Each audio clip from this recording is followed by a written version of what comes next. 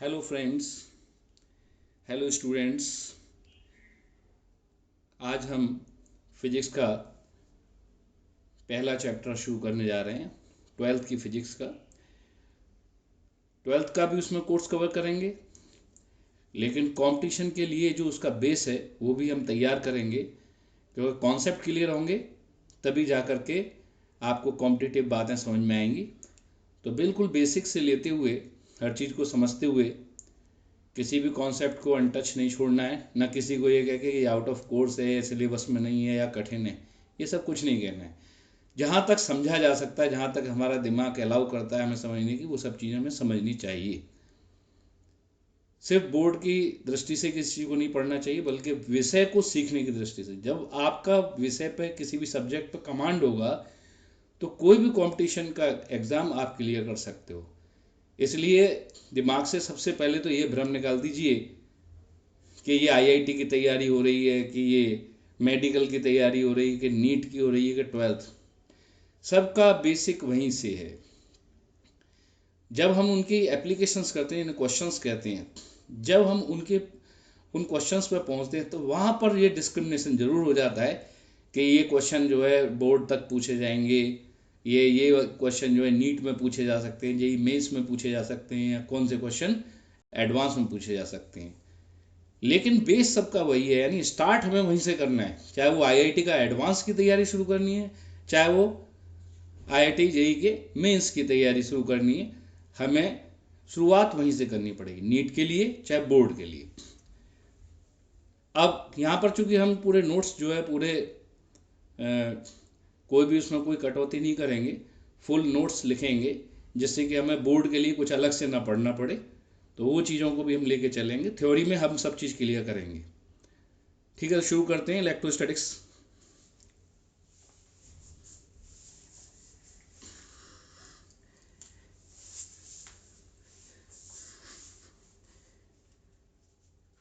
तो electrostatics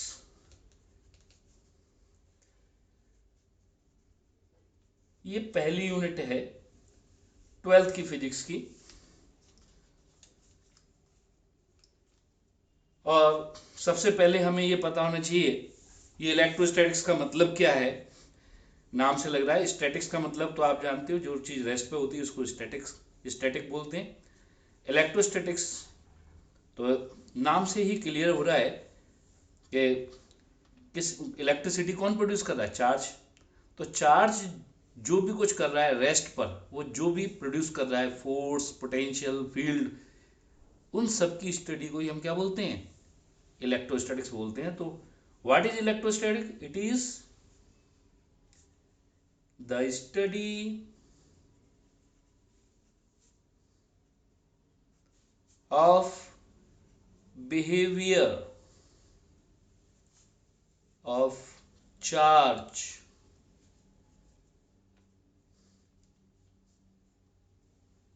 which is at rest। Charge की behaviour की स्टडी करनी है जबकि चार्ज किस पर है, रेस्ट पर है। For example electrostatic force, electrostatic field and electrostatic potential due to a charge at rest.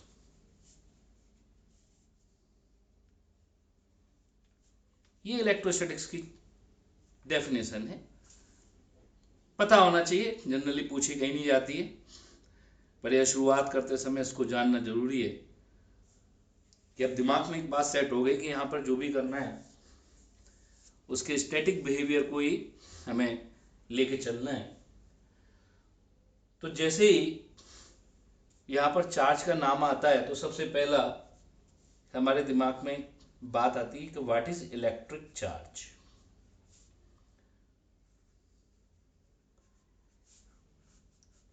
Definition पे जाने से पहले थोड़ी सी इसकी हिस्ट्री बता दें। 600 BC में Thales of Miletus, Thales of Miletus कहाँ के थे? ये ग्रीक के, ग्रीस भी बोलते हैं। थेल्स ऑफ मिलेटस ने कुछ बताया था, वहीं से इसकी शुरुआत मानी जाती है। उसने क्या कहा था? Amber rubbed with wool. इसने क्या स्टेटमेंट दिया था? Amber rubbed with wool, amber rubbed with wool और silk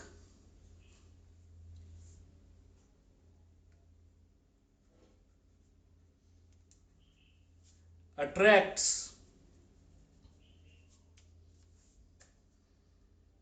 light objects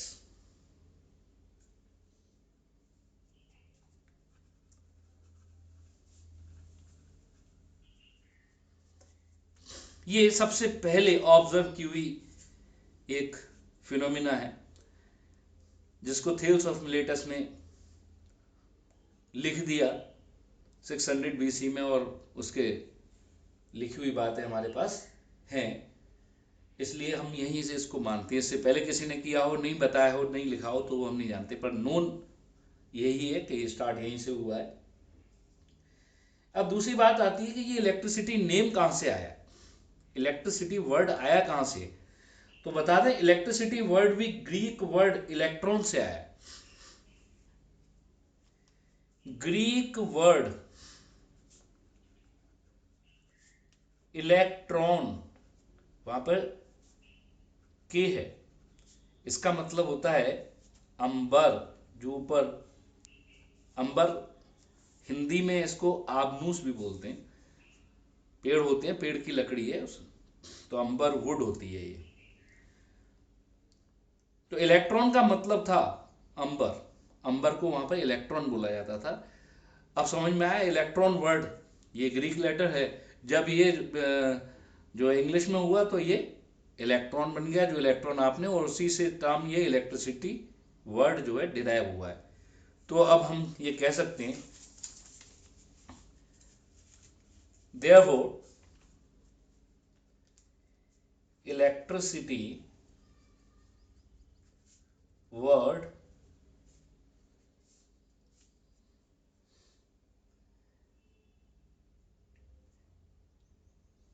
is coined from electron,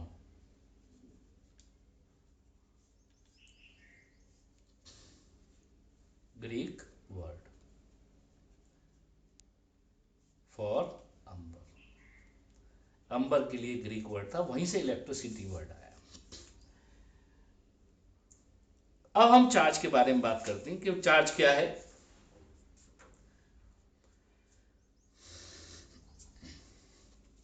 what is charge?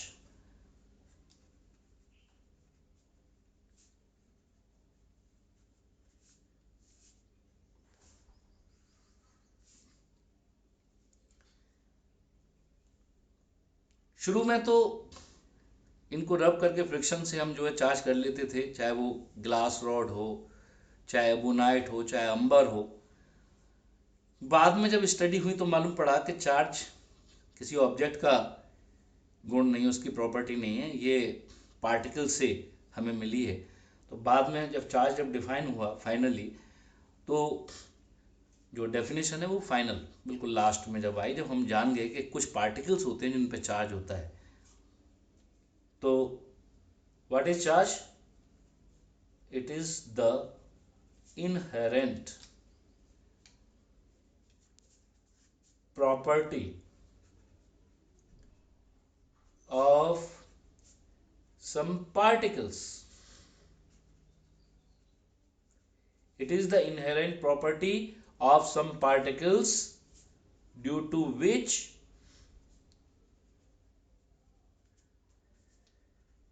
they interact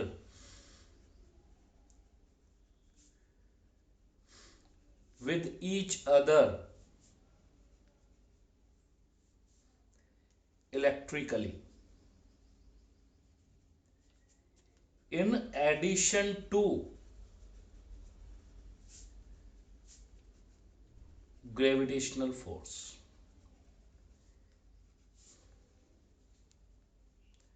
interaction, ये डेफिनेशन निकल के आई। कुछ पार्टिकल्स की वो इंटरिंसिक या इनहेरेंट, इनहेरेंट का मतलब जो उसके अंदर पहले से ही मौजूद है, वो प्रॉपर्टी, वो इनहेरेंट प्रॉपर्टी जिसकी वजह से वो एक दूसरे को इलेक्ट्रिकली इंटरैक्ट करते हैं, यानी इलेक्ट्रिकल अट्रैक्शन या रिपल्सन फोर्स लगाते हैं।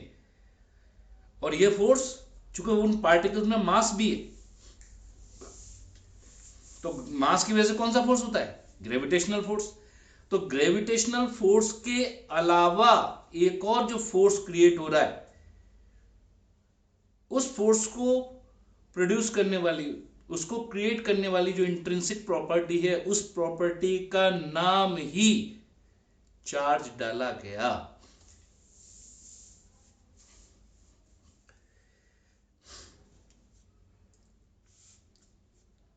और क्या चीजें देखी चार्ज में? There is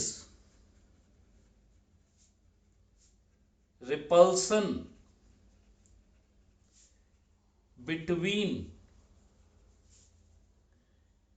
like charges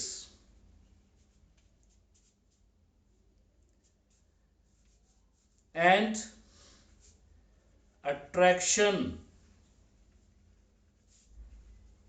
between unlike charges। बहुत ज्यादा हिस्ट्री नहीं पढ़नी इसकी कि पॉजिटिव चार्ज किसने नाम दिया, नेगेटिव चार्ज किसने नाम दिया, सब चीज है, लेकिन उनकी कोई जरूरत नहीं है। वो सब हिस्ट्री, एक जीके के लिए वो अच्छे क्वेश्चन हो सकते हैं, लेकिन फिजिक्स के लिए उतना ही। लेकिन इफेक्टिव जो स्टडी शुरू हुई है वो फ्रैंकलिन से शुरू हुई। आगे हम उसके बारे में डिस्कशन करेंगे, जब फ्रिक्शनल इलेक्ट्रिसिटी पढ़ेंगे तब हम फ्रैंकलिन का नाम जरूर लेंगे। तो ये चार्ज की डेफिनेशन जब हो जाती है तो फिर हमें क्या पढ़ना है इसके बाद? जब हम चार्ज के बारे में जान गए और कौन कौन से पार्टिकल जाने, चार्ज पार्टिकल कौन कौन से नेचर में जो हमारे लिए बहुत जरूरी है। Charge particles are electrons and protons. इनको पहले से जानो। ऐसे और भी हैं, बीटा पार्टिकल है, पॉजिट्रॉन्स हैं, लेकिन हम सबसे पहले तो बेसिक पार्टिकल्स हैं, एलिमेंट्री पार्टिकल्स, उनको हम लेकर के चलते हैं। तो इलेक्ट्रॉन्स एंड प्रोटॉन्स, ये दोनों चार्ज पार्टिकल है। जबकि न्यूट्रॉन जो है वो कैसा है? न्यूट्रल पार्टिकल है। तो चार्ज के बारे में इससे ज्यादा जानने के लिए हमें प्रॉपर्टीज ऑफ चार्ज पढ़नी पड़ेंगी। और चार्ज की प्रॉपर्टी अगर हम पढ़ेंगे तो प्रॉपर्टीज ऑफ चार्ज शुरू कर देते हैं।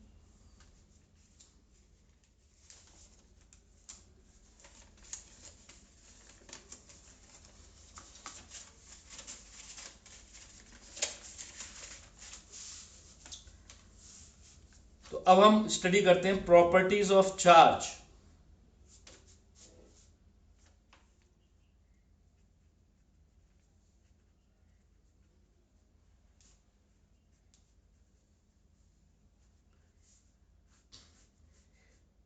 जब हम चार्ज को एक फिजिकल क्वांटिटी की तरह स्टडी करने लगे तो सबसे पहले कोई फिजिकल क्वांटिटी आती है तो सबसे पहले हम ये डिसीजन लेते हैं कि इसको स्केलर में रखें, वेक्टर में रखें या टेंसर में रखें। तो लॉ ऑफ एडिशन डिसाइड करता है कि वो फिजिकल क्वांटिटी कैसी है। तो जब हम चार्ज की स्टडी कर रहे हैं तो देखा कि ये एल्जेब्राइक एडिशन लॉ को फॉलो करता है, और एल्जेब्राइक लॉ ऑफ एडिशन को जो भी फॉलो करेगा वो सब क्या होंगे? स्केलर्स। तो पहली प्रॉपर्टी हम इसकी यही कह देते हैं, एडिटिविटी ऑफ चार्ज। और चार्ज इज स्केलर। पहली प्रॉपर्टी है चार्ज इज स्केलर। जब एडिटिविटी ऑफ चार्ज वर्ड ऐसा है जो जनरली याद नहीं रहता, बच्चों को भूल जाते हैं। तो चार्ज इज स्केलर, इतना याद रख लो। सिंस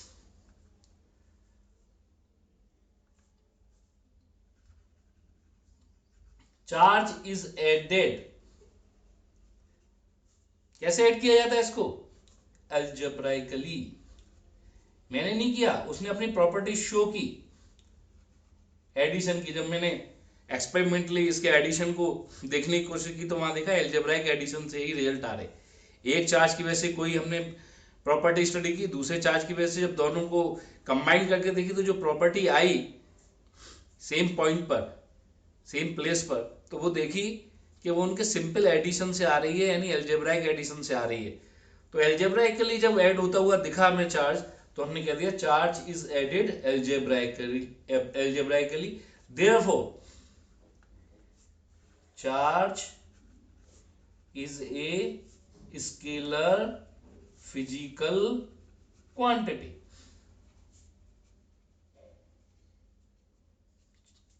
तो चार्ज जो एक स्केलर फिजिकल क्वांटिटी हो गया, क्योंकि ये कैसे ऐड हुआ? एल्जेब्राइकली।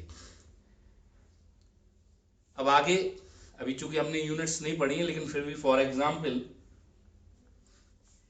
मान लो कहीं प्लस 80 माइक्रोकूलम चार्ज है एंड माइनस 30 माइक्रोकूलम चार्ज। अगर मुझसे कोई कहेगा इनको ऐड कर दीजिए, तो ये सिंपल ऐड हो गया। वेक्टर होता तो डायरेक्शन भाई इसमें इंक्लूड हो जाती, लेकिन डायरेक्शन का इसमें कोई सेंस चार्ज में नहीं हुआ, इसलिए हमने उसको एल्जेब्राइक। तो ये कितना हो गया? Plus 50 microcoulomb. इसलिए हमने कहा कि ये, चूंकि इसने एडिशन में जो है एल्जेब्राइक एडिशन को फॉलो किया, इसलिए हमने इसको क्या बोल दिया? स्केलर बोल दिया। दूसरी प्रॉपर्टी बता देते हैं, चार्ज जो है हमेशा मैटर पार्टिकल पे ही एग्जिस्ट करेगा।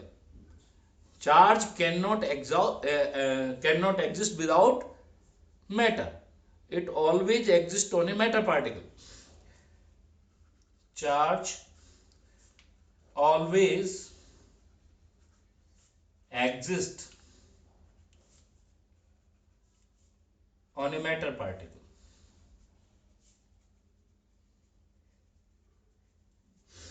इसका इनवर्स ट्रू नहीं है। मैटर विदाउट चार्ज हो सकता है, न्यूट्रॉन न्यूट्रल है, विदाउट चार्ज है।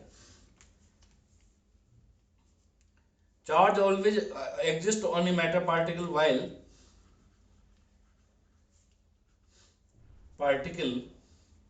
मैटर पार्टिकल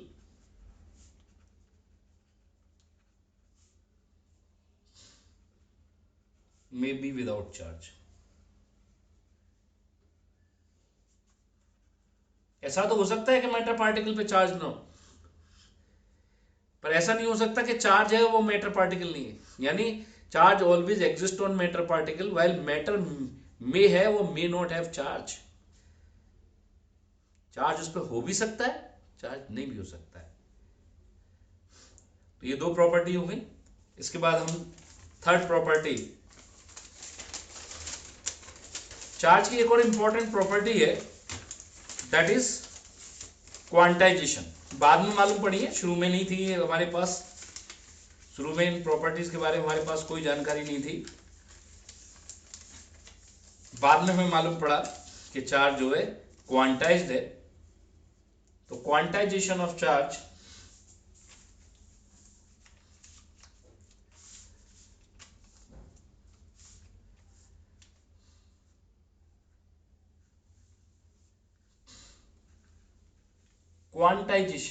ये बहुत इंपॉर्टेंट ऑफ चार्ज, इसको ढंग से ही समझना पड़ेगा,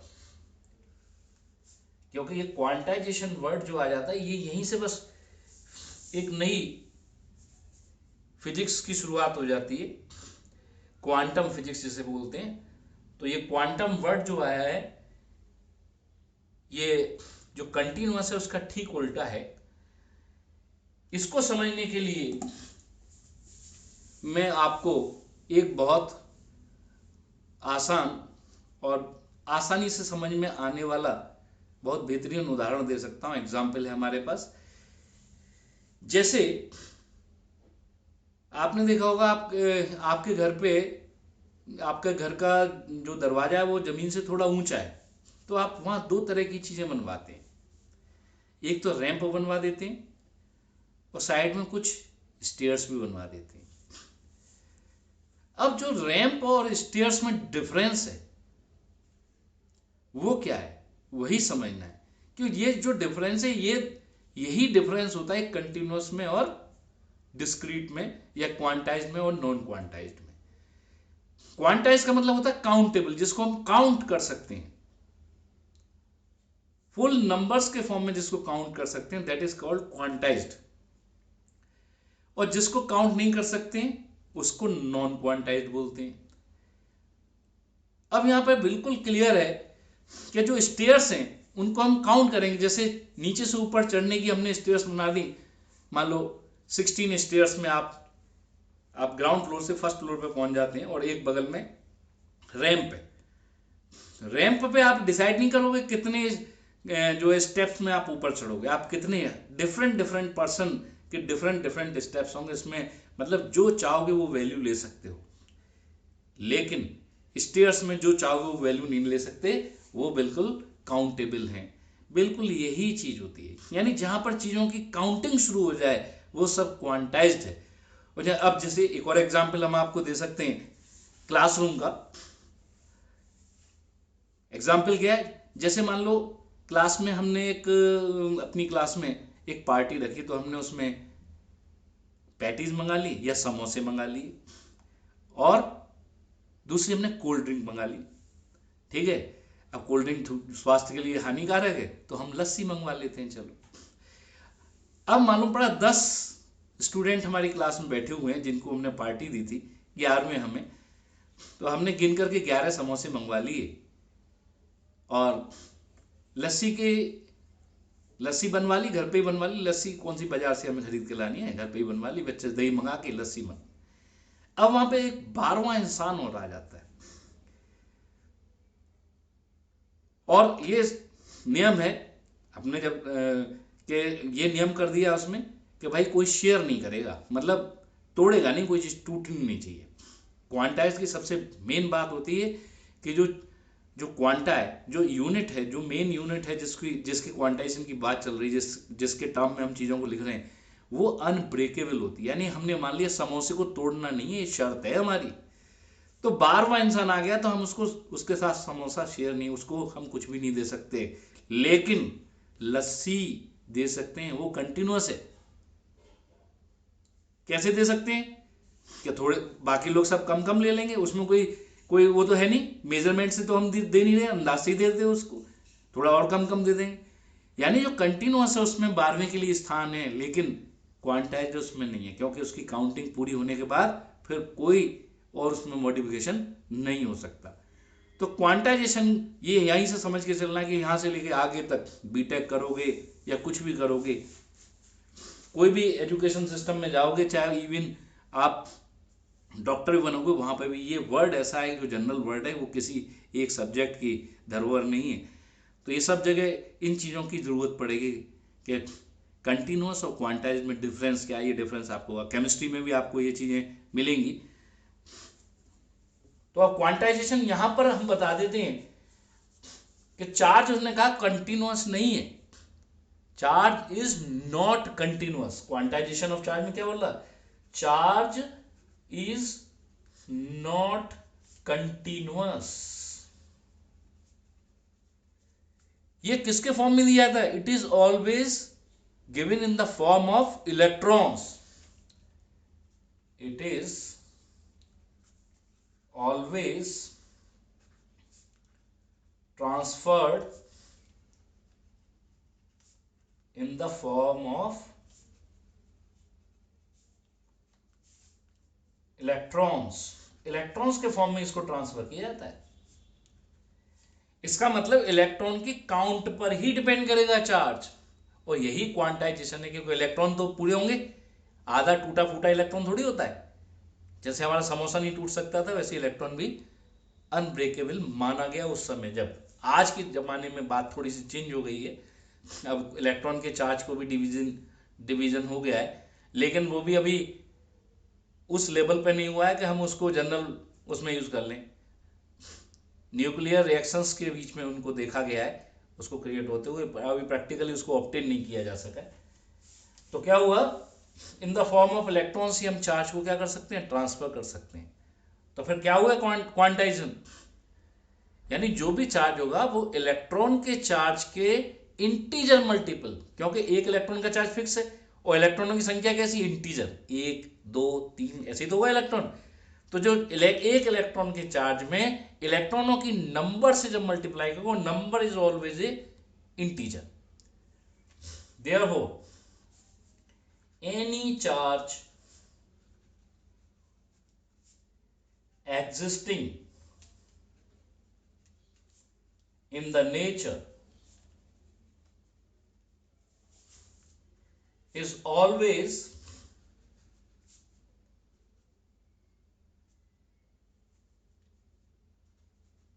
the integer multiple of charge on electron. Electron के चार्ज का इंटीजर मल्टीपल ही होगा। अगर किसी न्यूट्रल बॉडी से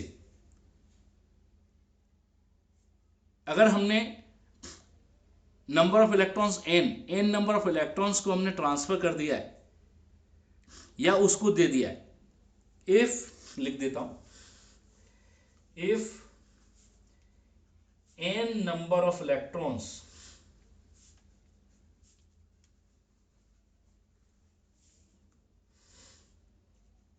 are transferred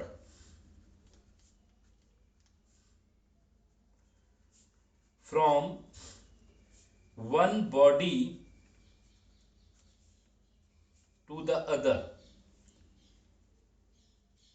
एक बॉडी से दूसरी बॉडी पर अगर n इलेक्ट्रॉन ट्रांसफर कर दिए, then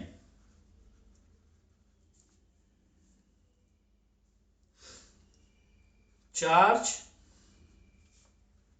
on the body which gains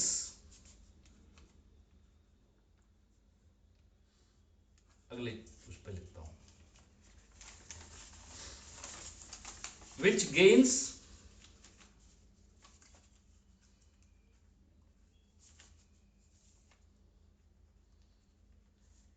electron, जो इलेक्ट्रॉन गेन कर रही है, क्योंकि इलेक्ट्रॉन का चार्ज कैसा है, negative,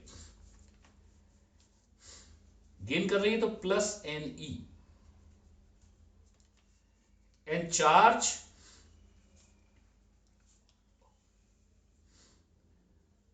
on the body which loses the electrons, जो लूज कर रही है उसका माइनस एन, वेयर ई की वैल्यू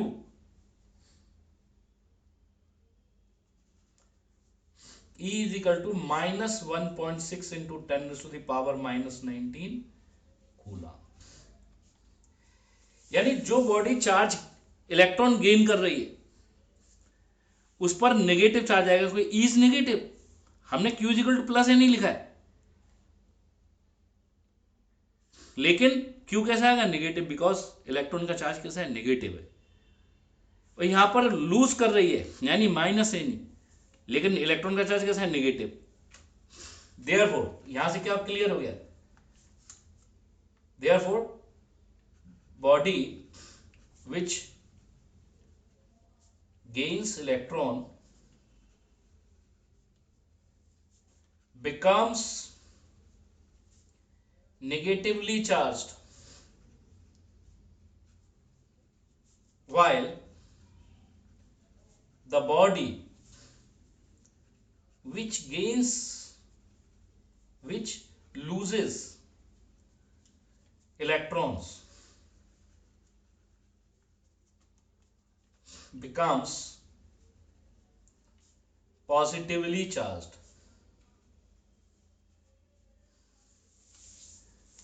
तो फाइनली क्वांटाइजेशन का मतलब हो गया प्लस माइनस एनी। प्लस भी हो सकता है, यानी प्लस का मतलब गेन, माइनस का मतलब लूज। कोई बॉडी लूज कर रही है, गेन कर रही है, उसी से हम उसका साइन बता देंगे। और एन इज इंटीजर, क्योंकि ये नंबर है किसका, इलेक्ट्रॉन का, वो इंटीजर ही होगा, 1 2 3 4 ही होगा। ठीक है, यानी n इज इक्वल टू 1 2 3 ये होगा। तो इट इज कॉल्ड क्वांटाइजेशन। जब हम इसकी प्रॉपर्टी पढ़ रहे हो, क्वांटाइजेशन पढ़ रहे हैं, तो ये भी बता दें quanta of charge. Quanta of charge का मतलब वो छोटी यूनिट चार्ज की जिसके टर्म्स में हम चार्ज को लिख रहे हैं, उसको क्वांटा ऑफ चार्ज कहते हैं।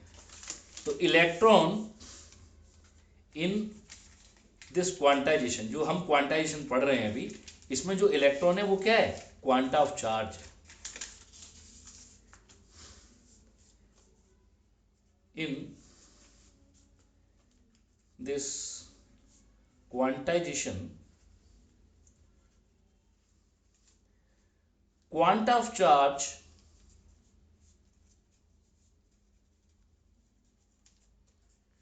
is electron।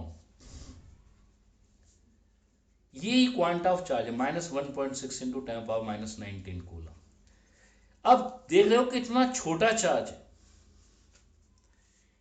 इतना छोटा चार्ज है कि क्वांटाइजेशन तो हमने कर लिया, लेकिन एक इलेक्ट्रॉन अगर मैं कहूंगा क्या तुम किसी को गिन के 40 इलेक्ट्रॉन दे पाओगे, तो जब इलेक्ट्रॉन ही इतना छोटा है तो कैसे दे पाओगे।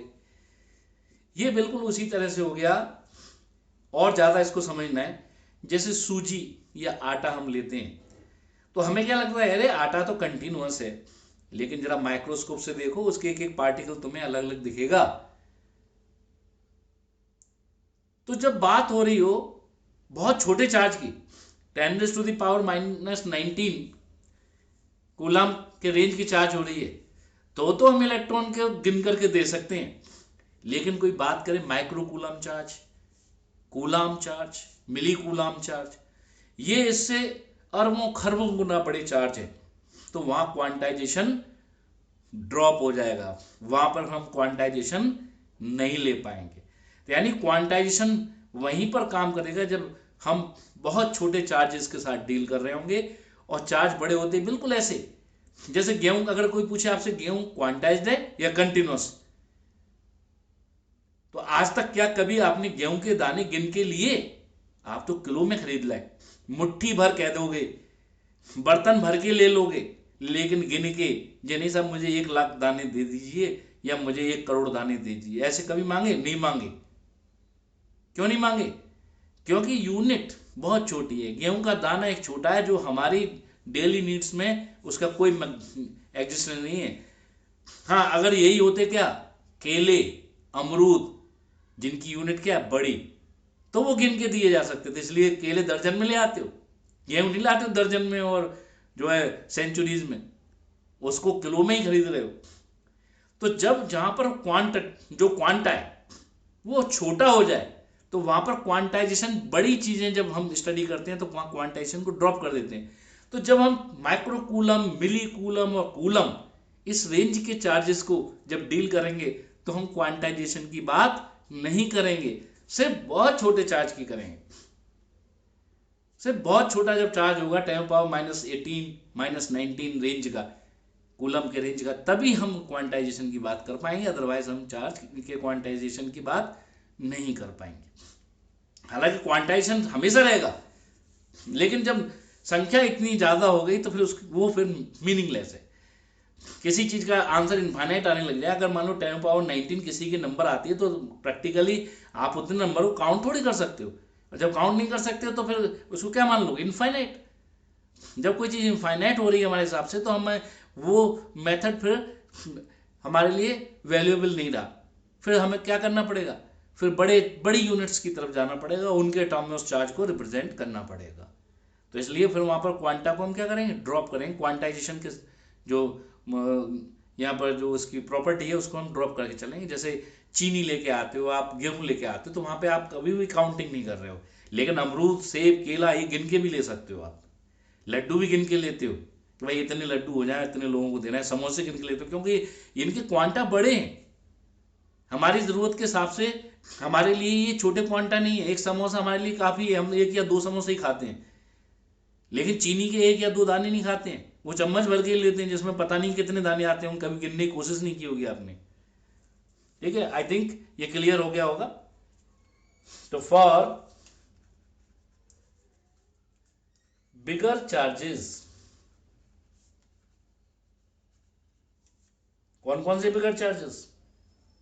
Coulomb, milli coulomb, micro coulomb, nano coulomb, ये सब बिगर चार्जेस हैं। डबल माइक्रो कूलाम ये भी बहुत बड़ा है। डबल माइक्रो मतलब 10⁻⁻12, वो भी इससे 10⁻7 यानी 1 करोड़ गुना बड़ा चार्ज है। Quantization is dropped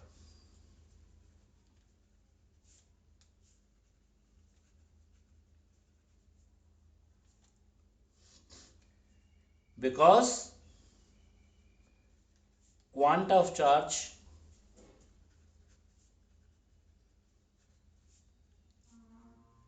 very small।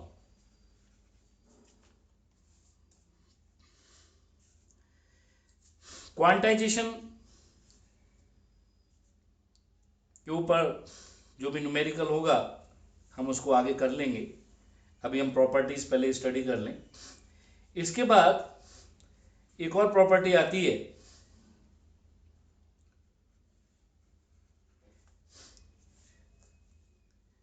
जो चार्ज है वो इनवेरिएंट है।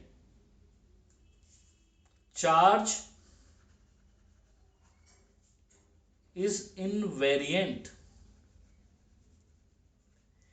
इनवेरिएंट का मतलब क्या हो गया? इनवेरिएंट को पहले यहां पे एक्सप्लेन करना जरूरी है। Independent of velocity.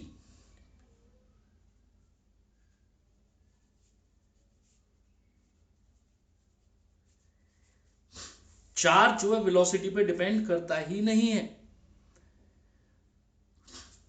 वाइल, जबकि जिस पे ये चार्ज है, while mass depends upon velocity.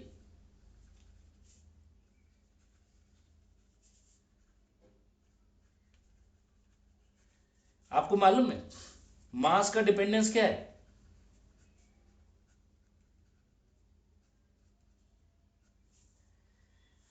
m is equal to m0 divided by 1 - v² upon c²।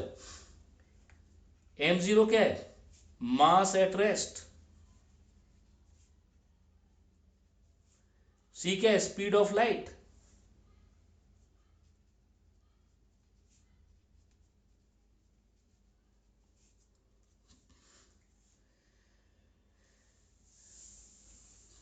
तो ये बात क्लियर होगी, मास तो डिपेंड कर रहा है, लेकिन प्रैक्टिकली हमारे पास ऐसा कोई एविडेंस नहीं मिला जहां चार्ज भी डिपेंड कर जाए। इसलिए उसको हमने क्या बोल दिया? इनवेरिएंट, यानी इंडिपेंडेंट ऑफ वेलोसिटी। तो इसको मैं आगे पूरा लिख देता हूं इसके बारे में। और तो क्या कहने का मतलब है? therefore q is equal to q0, यानी रेस्ट पर जो चार्ज है और किसी वेलोसिटी v पर चार्ज है। रेस्ट पर चार्ज और किसी वेलोसिटी v पर चार्ज, दोनों चार्ज क्या होंगे? बराबर होंगे, जबकि मास नहीं बराबर होंगे। हालांकि मास का जो हम ये बता रहे हैं कि ये जो डिपेंड करता है वेलोसिटी पे, ऐसा नहीं है कि तुम दौड़ रहे हो तुम्हारा वेट बढ़ गया या मास बढ़ गया। जब ये वेलोसिटी लाइट के कंपैरिजन में रिप्रेजेंट v/c, यानी v जो है c से अगर बहुत छोटा हो गया तो उसको निगलेक्ट ही करना पड़ेगा। यानी v का जो वजूद है वो कम से कम लाइट की वेलोसिटी के कंपैरिजन में निगलेक्टेबल ना हो, तभी हम ये ऑब्जर्व कर पाएंगे कि जो है मास बढ़ रहा है। तो बड़ी चीजों में इसलिए इसको ऑब्जर्व नहीं कर पाते हैं, वह छोटे पार्टिकल चूंकि वो बहुत तेजी से चल सकते हैं, इसलिए वहां पर हम इसको ऑब्जर्व कर सकते हैं। लेकिन चार्ज पर कोई इफेक्ट नहीं है वेलोसिटी का। ठीक है, तो वो मैंने यहां पर रिप्रेजेंट कर दिया है। नेक्स्ट प्रॉपर्टी है कंजर्वेशन ऑफ चार्ज।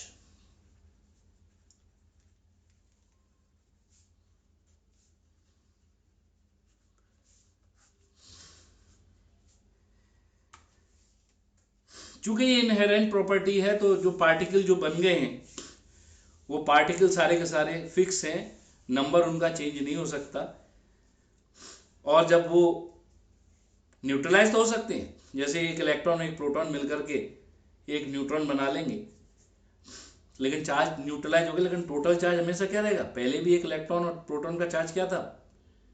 0 था। अभी भी दोनों का मिला के चार्ज क्या हो गया? 0, क्योंकि न्यूट्रॉन बन गया। टोटल चार्ज हमेशा क्या रहेगा? Conserve. Charge can neither be created nor be destroyed.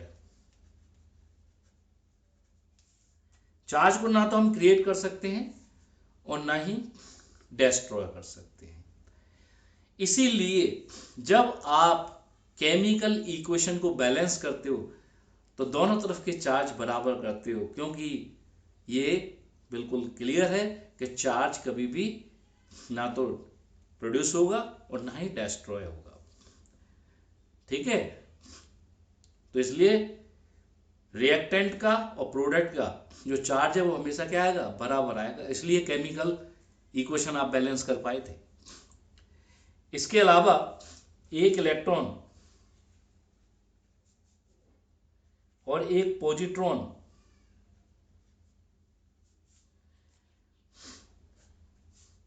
मिलके भी एक एनर्जी फोटोन बनाते हैं, 2 एनर्जी फोटोन बनाते हैं, तो यहां पे भी नेट चार्ज कितना है? 0। और यहां पे भी नेट चार्ज कितना है? 0। है ही नहीं यहां तो चार्ज, क्योंकि ये तो मैटर पार्टिकल है ही नहीं। गामा फोटोन है, फोटोन एनर्जी पार्टिकल है, एनर्जी पार्टिकल मैटर पार्टिकल नहीं होता है। तो चार्ज किस पे एग्जिस्ट कर रहा है? सिर्फ मैटर पार्टिकल पे। और नेट चार्ज 0 है, तभी 2 गामा फोटोन मिले हैं। इसको बोलते हैं एनहिलेशन। एनहिलेशन ये इसका एग्जाम्पल है। इस एग्जाम्पल से हम बता सकते हैं कि दोनों तरफ का चार्ज क्या था? कांस्टेंट था। तो ये प्रॉपर्टीज ऑफ चार्जेस जो है यहां पर समाप्त हो जाती हैं। हम इसको यहीं स्टॉप करते हैं। अगले वीडियो में आपको इसके आगे की चीज़ें, जिसमें काफ़ी इंपॉर्टेंट है कि बॉडी की चार्जिंग कैसे होगी, फ्रिक्शनल इलेक्ट्रिसिटी क्या है, ये सब चीज़ें हमें स्टडी करनी है।